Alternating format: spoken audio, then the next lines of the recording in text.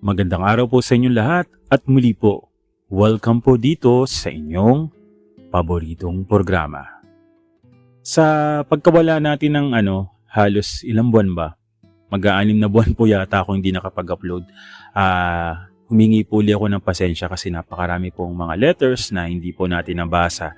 At ngayon po ay unti-untihin po natin na mabasa po sila. At sa mga nag-email po, baka pwede po kung nakikinig po kayo ngayon, pwede nyo po akong i-update kung hindi ko pa ba na-upload yung mga storya para mas ma-upload na po natin o may voiceover ko sa mga susunod po na araw at mga linggo. Anyways, tunghayan po naman natin ang kwento ni Angelo.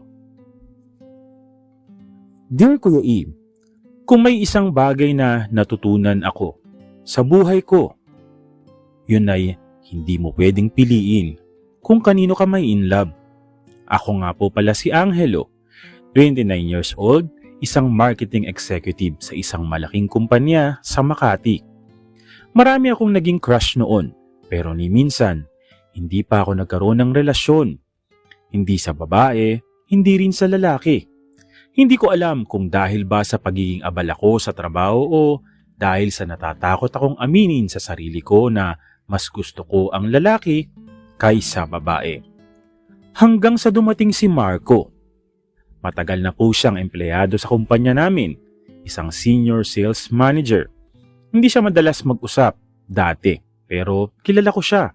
Malakas ang dating, matalino, may tiwala sa sarili at higit sa lahat, may asawa at 2 anak. Oo, alam kong imposible. Alam kong mali. Pero paano mo nga ba pipigilan ang puso mo kung sa tuwing magtatama ang mga mata nyo, may kung anong kilabot kang nararamdaman? At paano mo lalabanan ang tukso kung siya mismo ang nag-aalok nito? Nagsimula ang lahat sa isang team building event ng kumpanya namin sa Tagaytay. Hindi ko alam kung bakit pero parang biglang naging madalas ang pakikipag-usap sa akin ni Marco. Palagi siyang tumatabi sa akin tuwing kakain kami. Palihim akong kinakausap sa meeting. At minsan, nararamdaman kong may kakaibang titig siya sa akin. Hanggang sa gabing yun sa Tagaytay, lasing na halos lahat ng kasamahan namin. Pero ako, tahimik lamang po ako na umiinom noon, Kuya E, sa isang tabi. Lumapit siya sa akin, dala ang isang bote ng alak. Di ka ba sanay uminom? Tanong niya at nakangiti. Medyo, sagot ko. Umupo siya sa tabi ko. Tahimik ka palagi sa office pero gusto kitang makilala. Nagtama na noon ang mga mata namin. Para akong nanigas. May isang parte ng utak ko na nagsasabing, Angelo, delikado to. May asawa siya. Huwag mo nang ituloy. Pero hindi ako ang nasunod doon. Hindi ako nakasunod doon. Hindi ko napigilan ang sarili ko nang biglang hawakan niya ang kamay ko, pasimpleng ikinulong sa ilalim ng mesa. At doon, nagsimula na ang lahat. Pagbalik namin sa Maynila, Kuya E, akala ko tapos na yung gabing yun. Na marahil, dala lang yon ng alak, ng excitement ng team building. Pero, nagkamali ako. Mula noon, palagi na niya akong kinakausap sa chat. Kumusta ka? Napasarap ba ang tulog mo? Oo naman. Bakit? Ikaw? Sagot ko. Hindi masyado. Naalala ko kasi yung gabi natin sa Tagaytay. Kinabahan ako, pero sa halip na tapusin ang usapan, hinayaan kong lumalim pa ito, Kuya E. Hanggang sa isang gabi, nag-aya siyang magkape. Sa loob ng kotse niya, nag-usap kami ng matagal. Tungkol sa buhay, sa pamilya niya, sa kung paano siya napunta sa mundong ito. Matagal ko nang alam. Sabi niya pero hindi ko kayang iwan ang pamilya ko. Hindi ko rin kayang aminin sa sarili ko ng buo.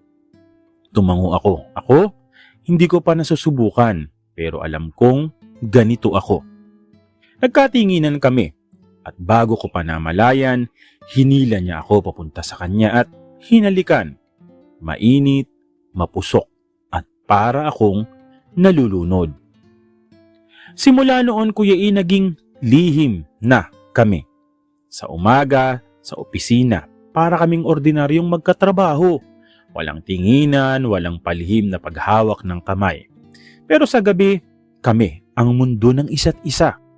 Minsan, dadalhin niya ako sa isang hotel, sa isang lugar kung saan hindi kami kilala ng kahit sino. Minsan, sa loob lang ng kotse niya. Doon kami nagkukulong sa dilim. Ninanakaw ang bawat sandali. Alam kong mali. Alam kong may ibang naghihintay sa kanya sa bahay. Isang asawang walang kamalay-malay. Mga anak na umaasang babalik siya tuwing gabi. Pero paano ko pipigilan ang sarili ko kung siya ang lalaking matagal ko nang hinahanap? At paano ko siya bibitawan kung ako lang ang tanging nakakaalam ng tunay niyang pagkatao?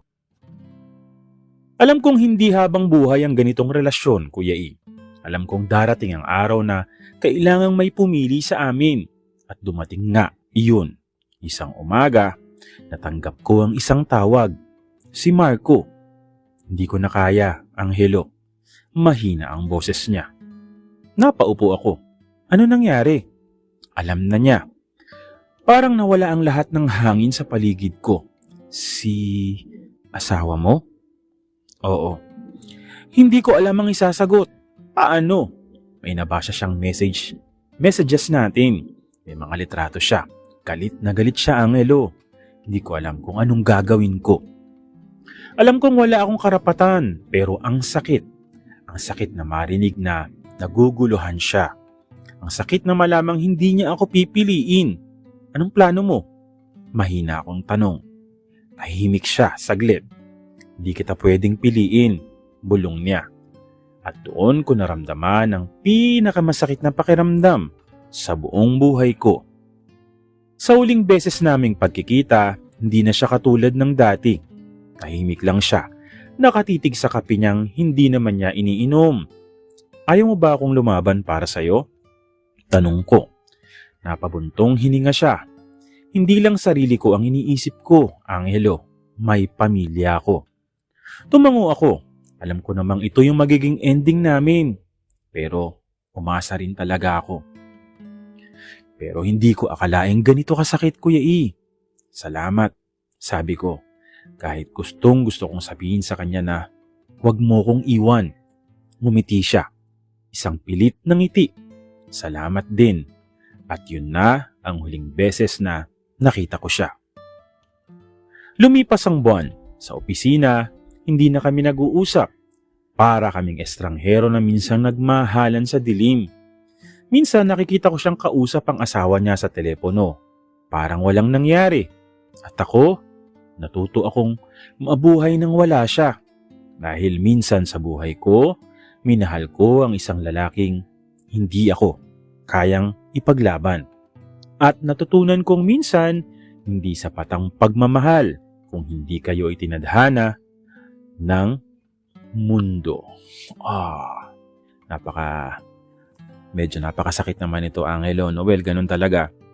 Minsan talaga may mga pagkakataon lang na pagtatagpuin lang kayo, pagkikilalan din lang kayo, pero di ba minsan nakakapag magtatanong ka din, sana hindi na lang ng ganito, wala na lang ganyan. Pero yun nga, ikaw na rin mismo, alam mo sa sarili mo pero hindi mo talaga pinigilan yung pagmamahal mo. Well, sana ay okay ka ngayon, Angelo, no?